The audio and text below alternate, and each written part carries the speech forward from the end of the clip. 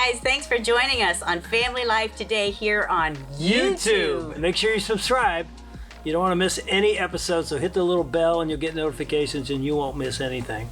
And if this encourages you, like it and share it with your friends. Yeah, share it with your friends. Yeah, welcome to Family Life today. Tell me a time when you felt really lonely. Going through succession after 30 years of leading a church. That felt lonely. That felt like I was walking down a tunnel alone. It was dark. You and my family was with me, and I was alone. Where were your friends? It was interesting. It didn't feel like they were there. I mean, my closest friends, you know, the couples that we do life with, we've done for 30 plus years, they were with me. Everybody else was on the outside, not understanding how hard it was.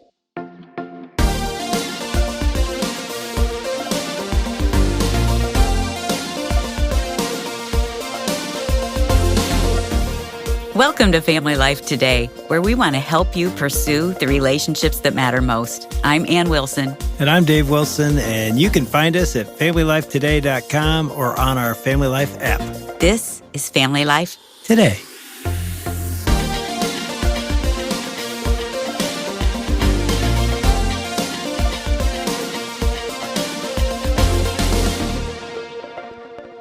I've always said the greatest gift in my life behind Jesus and you is the couples we've done life with for 30 years, raised our kids together. I think I did all their kids' weddings, officiated.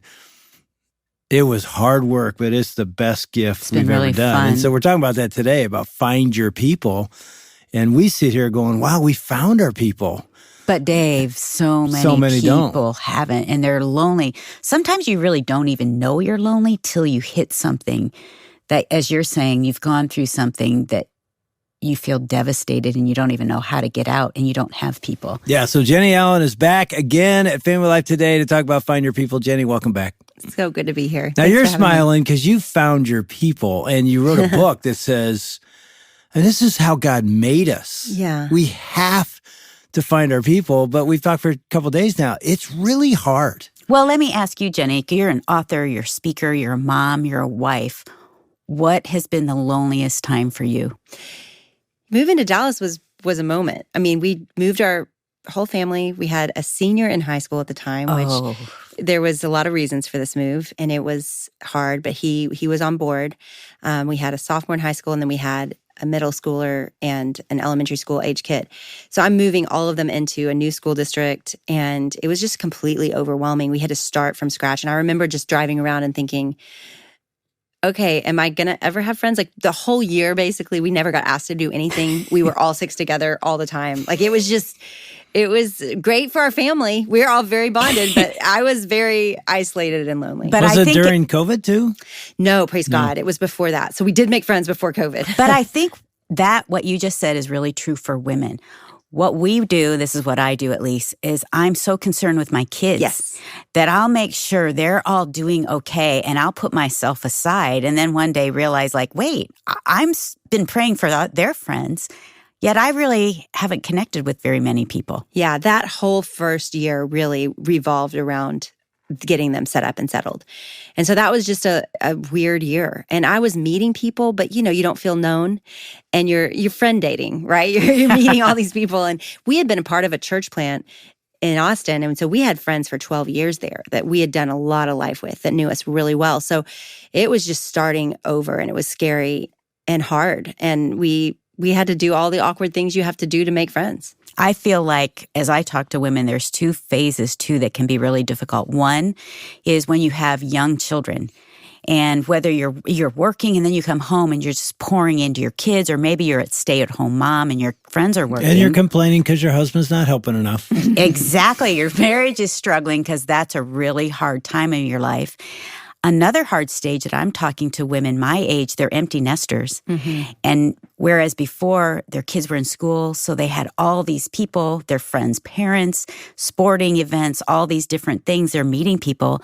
Now they're not meeting as many people, or they've moved into a new community and they don't know any people. So let's kind of hit those two things a little bit. Let's talk to young moms, because I know for me, that was really, really hard. I felt like I was dying anyway. I was failing at every part of parenting, and my marriage was struggling. Mm-hmm. Yeah, no, that was our hard years for sure. I mean, that's a recent time I felt alone. In those years where my husband was a youth pastor, he was gone a lot of nights and a lot of days. I was home with 2 toddlers, and it was very, very isolating. And I felt a lot of pressure to do that season well, and I didn't have a lot of people helping me do it. One thing I talk about in the book a lot is that the idea of a village should be more than your 2 to 5 best friends. It should actually be a whole group of people that are helping you live life and raise kids and do all these seasons together.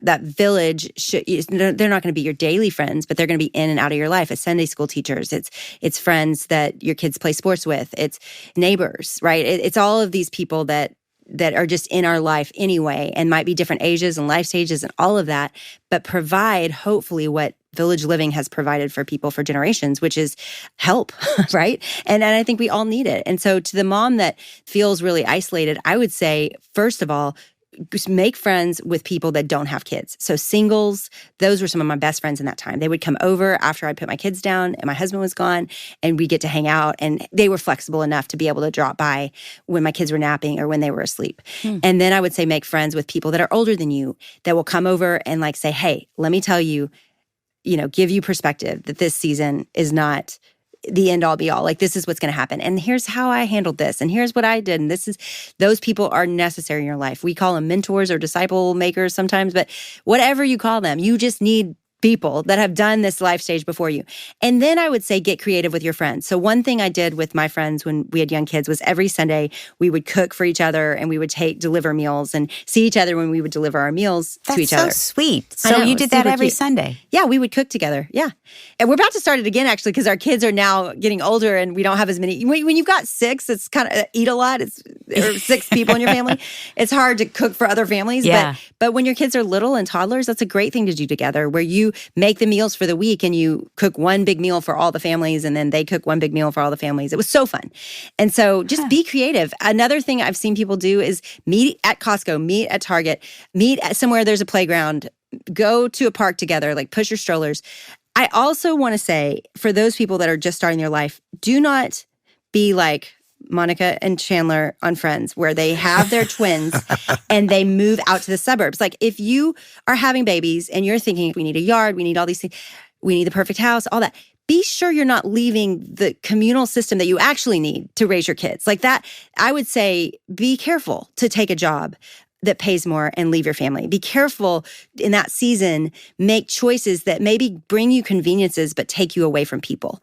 I hope and believe people will, certainly not everyone's going to go move because they read this book, but I do hope it brings into context, what? I need neighbors and I need people that know what's going on and that I can borrow things from and take walks with and be in each other's life. Which is so contrary, because many times we make that move because of money. We have a better job status, kind of climbing the ladder. Like, of course we're going to do it. I've literally sat with men who asked for my advice on a job change, often a city change, state. And this, what you just said, Jenny, is way down on the priority list. Because I'll always be, wait, what about friendships, church? Number 1. They think it's not that important. It's like 5 or 6. If I only came on this she's show getting on her soapbox. Here we go. I like it. I want to hear it. If I only came to say this, the number 1 priority of your life should be the relationships in your life. There's nothing else that lasts forever. It's God and His people. Like, that's it. This is going to go into eternity with us. And there's not a better investment of your life, and you need it to live. We are just so arrogant in America that we think we can live without connection. But Jenny, the job that I'm being offered, I don't care. Double the salary. Take half the salary. And, I look at them. Go, girl. I want to hear it. Take half the salary and live, in a neighborhood with 5 friends that have less means than you, and that's the neighborhood they can afford. Like, make choices around this. This should be the guiding force of our life, because it's the richest part of life, it's the most meaningful part of life, and it's the most essential part of life. So you've got that community. You're never leaving? People are going to have to move. I mean, I hear a lot from military families, right? And hopefully the principles in this book help you create it wherever you go. Right. I just had to redo it, right? I had to do it in Dallas. And our move was to move closer to family. So there you go. She did do it. I did. But certainly we left a lot of good friends and had to start over. But You can build it anywhere you go, certainly. But I think it should be at the top of the list of the choices we're making and why we're making them. Sure, take the better job, but you better get busy right when you get there. And for military families, what I say is you can do all this. Like, be vulnerable, find accountability. Like, you can do all the things that I say to do in the book. But you just got to do it faster than other people because you're going to be off to the next place. And then you've got to pick the friends that you keep with you. I mentioned on a different show that I have a great group of friends proximate to me. They are the ones that pull me out of bed when I'm really, really down and they know I need to go out, and like they will come over and like get dressed and let's go. So I have those friends that can get in my face and like are my day-to-day friends. But that other group serves a purpose too. And they are deep, rich friends too. And none of them live. Well, one of them lives in Dallas, but most of them don't. And so we're doing and practicing depth long distance. You can do that, praise God, now through technology. That's not enough. You also need someone that's in your day-to-day business in your life. I tell you what, one of our best friends that lived 2 blocks from us, they literally lived about 20 miles away. They moved to be near us, and we raised our kids together. Which I thought... That was amazing that they did that. Right. I mean, that's very radical. Everybody listening is like, that's crazy. Yeah, and it was crazy. And amazing. But tell me it wasn't the best. It was the best decision they ever made. It was incredible. My friend and I, we walked probably 4 days a week. Right. And this is a good thing too. Like, we ended up praying and fasting 1 day a week for each other's kids. And so, like, we would walk, we'd go to this woods, we'd lay these rocks down, we'd build an altar for our kids, begging God on their behalf. We became sisters. That was worth it. And he was my brother. And I mean, we've known each other decades. And I'm not kidding, about 5-6 years ago, I don't know what it was, we get a text, our guys group, hey, anybody want our snowblower? And we're like, why? Oh, we were moving.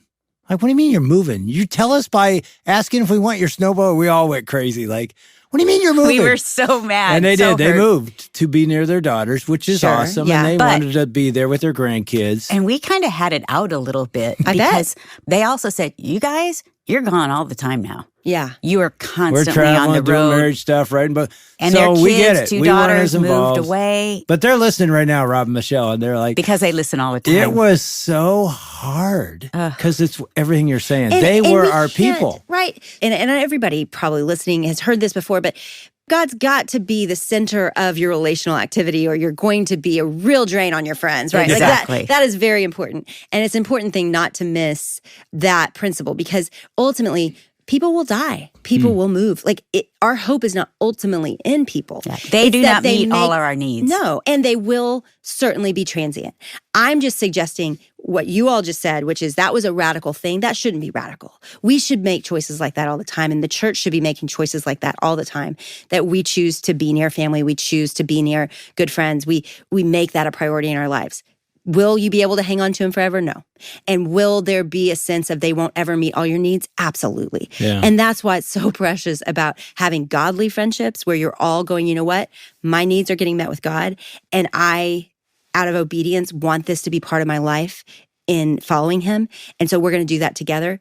But we're not asking each other to be each other's end-all be-all because we have a God that is the best of friends, right? I mean, it says Jesus is the best of friends. And so we get to walk with him and have a relationship with him, and then that bleed into our relationship. And at the same time, even though they're in Atlanta, now we just have to work harder. That's right. It isn't like we're done. You don't it's lose like, that. you got to come Not down that and kind see of us. friend. We're Yep. going to go see you. It's going to be work. We're going to Zoom. It's harder work. They're not a couple blocks away, but you still have to do it because your people are your people. What I've realized with her being gone, with Michelle being gone, is she's my therapy person. Yes. You know, you're talking, you're sharing, you're kind of doing life with somebody, and you're working out things as you're talking. And I realized like, oh, I'm not doing that as much anymore with someone. And I need that because it helps me when I can say, Dave is really bugging me right now. It's why proximity is the first thing. Now, you don't have to have it, but man, didn't that make a special friendship because you were walking 4 times a week. So everybody listening that feels lonely, look at your neighbors. Like maybe you have them, but maybe you don't. And maybe you do need to make a shift. And I know that sounds radical and crazy, but people move for crazier reasons. Let's just say that. And this is a priority. And so I think finding those people that it's easy to see in the years that your kids are young. And I told my daughter the other day, they're talking about setting up their life and what's that going to look like. And I said, listen, pick a street. Like if y'all are going to be the first ones to have kids, and then basically you make friends with all your neighbors and just start getting everybody's phone numbers, because be the person that creates it, right? And so maybe that's your street. Maybe you stay exactly where you are, but you start like getting people's phone numbers and saying, hey, if you ever move, talk to me first and sell it to a friend. Like there's ways you can do this without moving, but I do think proximity does matter. Well, we've crawling out of a pandemic where you talk about loneliness and isolation was built into it. I'm not saying it was only there because of the pandemic, but it heightened that because we had to pull into our little homes. We interviewed a pastor from Missouri, Don Everts, and he talked about chronic loneliness. And he had an interesting perspective. We'd love to play this clip and just let you respond. So I want to know what you think of what Don had to say. In our research, it came out that, so a quarter of people in the United States that live alone, live by themselves. A number of people say that no one comes over to their house ever. So in the medical field, they talk about there's a chronic loneliness is sweeping the country. And the interesting thing is in the medical literature, they prefer to call it depression. But the doctors are like, it's chronic loneliness. Like you have no one in your life, and humans aren't meant to live that way. So just to knock on someone's door, just to say hi, in our current context, it does not take much to be heroic. Wow. Yes. I'm so glad for people like Dawn that are doing that research. I interviewed a guy that probably has a similar focus on loneliness right now. It was absolutely depressing because this is the disease of our day, but we're not able to really quantify it or talk about it because we haven't made it an acceptable thing to struggle with. And I think people feel a lot of shame. If you say depression, that's kind of, more of something you can't control, but loneliness feels like something you could. Yeah. And so there's a lot of shame around it. But also, it's, praise God, it's something that we can change, right? It's something that I believe right now, my job is to trumpet this in the church, right? To the church and say, hey, I don't think we've been doing this as well as we could, and I think we could do it better. And then they start to go, you know what, I'm going to live differently. I'm going to start to know my neighbors. I'm going to start to have people over for dinner. I'm going to notice that single person that I've never noticed that's across the street that I don't even see very often and invite them over. One of my good friends, she's gotten to know the single person across the street that is in his 80s, and he's very cranky, and the street really doesn't like him because he's always complaining about things.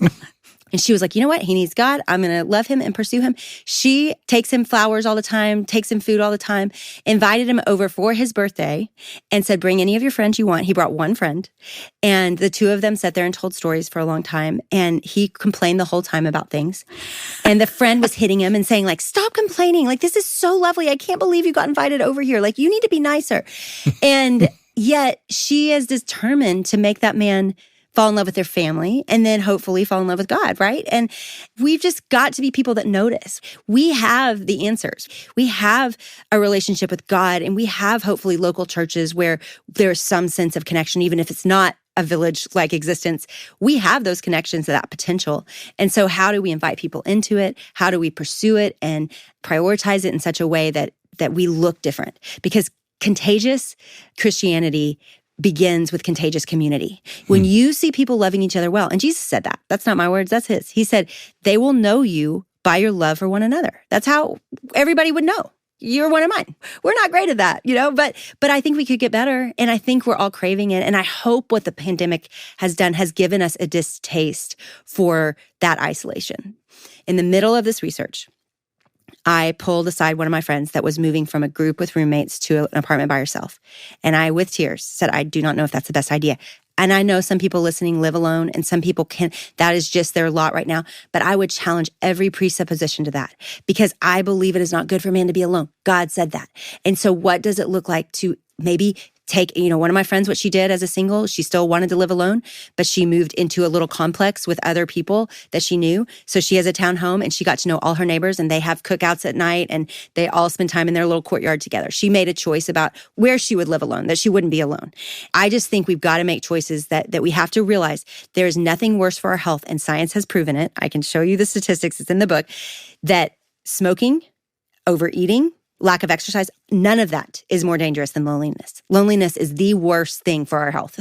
And so if you just do it because it's not good for you, that matters. I mean, you said that I have a part of a book from John Ortberg years ago they wrote. Did you ever see this? He said, people who had, this is a study done, just what you said, people who had bad health habits, smoking, poor eating, obesity, alcohol, but strong social ties lived significantly longer than people who had great health habits but were isolated. Yep. In Tell his commentary, listen to this. in other words, it's better to eat Twinkies with good friends than to eat broccoli alone. Another study in the Journal of American Medical Association, 276 volunteers were infected with a virus that produces the common cold. The study found that people with strong emotional connections did 4 times better fighting off illness than those who were more isolated. These people were less susceptible to colds, had less virus, produced significantly less mucus than relationally isolated subjects. He said, I'm not making this up. They produce less mucus. That means it's literally true. Unfriendly people are snottier than friendly people. So anyway, I mean, it's just a cute way to say it. But here's what I'm hearing. You know, as you listen to themes that God brings into the church and in the Christian community, you start to notice, you know, a few years ago, I'm like, wow, every worship song that I love is about identity right now. It's like who we are in Christ, which was beautiful. And you notice another one, sermons as I was preaching. I think this is something God's bringing to us right now. I hope so. Because we need it. We need it, and we're all aware we need it. Yeah. We all did quarantine together, and it didn't go well, right? And none of us are like, man, I want to go. Okay, some introverts are like, I want to go back to quarantine. But most of us are not actually thinking that would be good for us to do. We're pretty aware, like, gosh, that was not my healthiest moment in life. And I think we're ready for this, and we're craving it. One of the things you said, Jennie, was you and your friends, this is kind of beginning to get to know each other. You did I call it a timeline. You told your life story in about 20 minutes. That's something that we've been doing too, and it's a great way to start. I did that with my friend Michelle. We would just go out to dinner, and I would say, tell me your story. And there's something about revealing who you are and what you've gone through that makes you really see the person. And in that, like we've done that recently with a new group of friends where they just told their story. And as we listened, this is kind of a small group of couples. And as we listened, then what we did was we spoke life into them after they shared it and even empathized with their hard points. And in that timeline, in like 20 minutes, you're sharing your highs, but you're sharing your lows. And so to say like, wow, I can't imagine how hard that was for you to experience that. And thanks for going deep and revealing kind of those pains and struggles and the hurts in your life. It was amazing, wasn't it, Dave? The guys did it too. Yeah, but it's scary. Yes. So a lot of people hear that and they're like, well, I'm not going there, you know?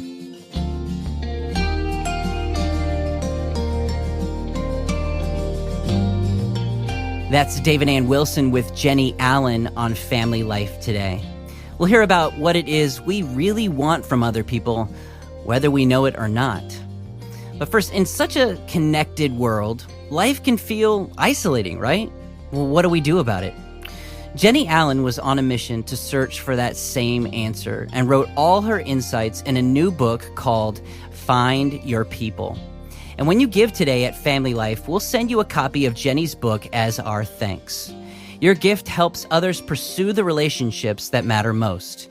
You can give online at FamilyLifeToday.com or by calling 800-358-6329. That's 1-800-F as in family, L as in life, and then the word today. All right, now back to Dave and Ann's conversation with Jennie Allen and what we actually want from other people.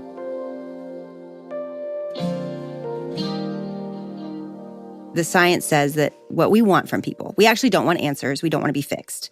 That is not what we want. Right. We want to be seen, soothed, and safe. And that right there is excellent marriage advice. If you're listening and you're like, we have a hard marriage, if you just make your spouse feel seen, soothed, and safe, that goes so far.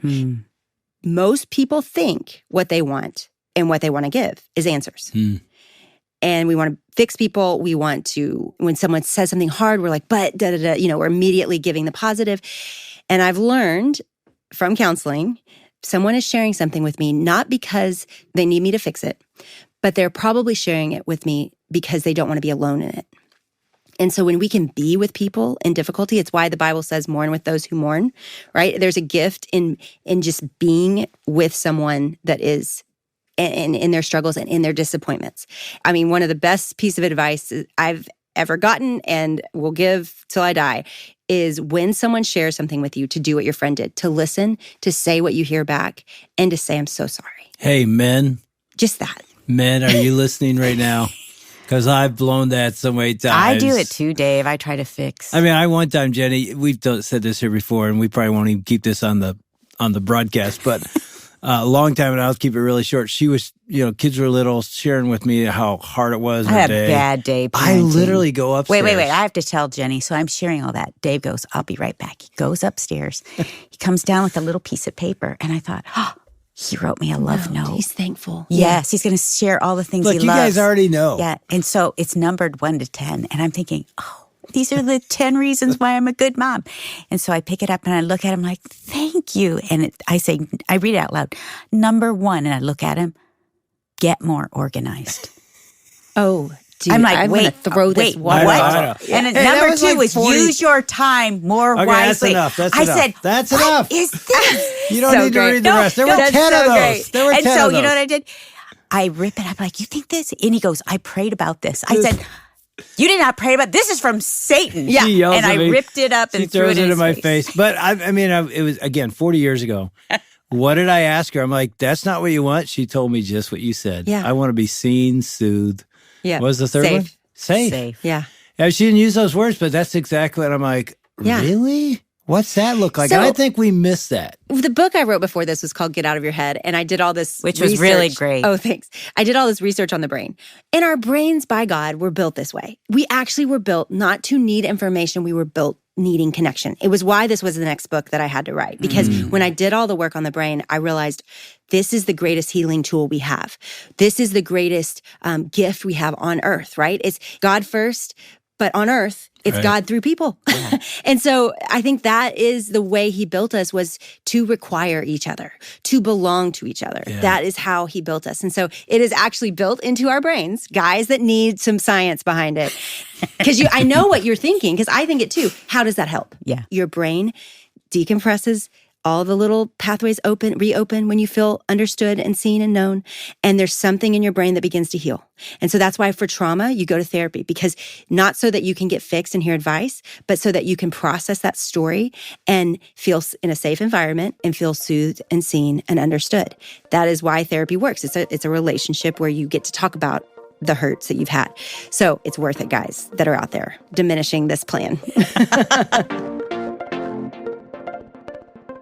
You've been listening to Dave and Ann Wilson with Jennie Allen on Family Life Today. Ever wonder about where that line is between what's constructive criticism and what's actually tearing others down? Well, Ann Wilson's words feel so relatable to me. She says, "How many times have I used my words to tear Dave down and destroy him, thinking I was helping him and doing good, when all the time I had this power of influence to be able to speak life into him?" That's a good quote. Could your relationship use a shift towards using words to respect and cherish each other? Well, check out our marriage studies at FamilyLifeToday.com and use the code 25OFF, that's 25OFF, to save today and beef up your communication so your marriage becomes more life-giving to both of you. Now, tomorrow, Dave and Ann Wilson will be joined in the studio with Sho Baraka and his wife, Patrice, to talk about dealing with children who have unexpected special needs. On behalf of Dave and Ann Wilson, I'm Shelby Abbott. We'll see you back next time for another edition of Family Life Today.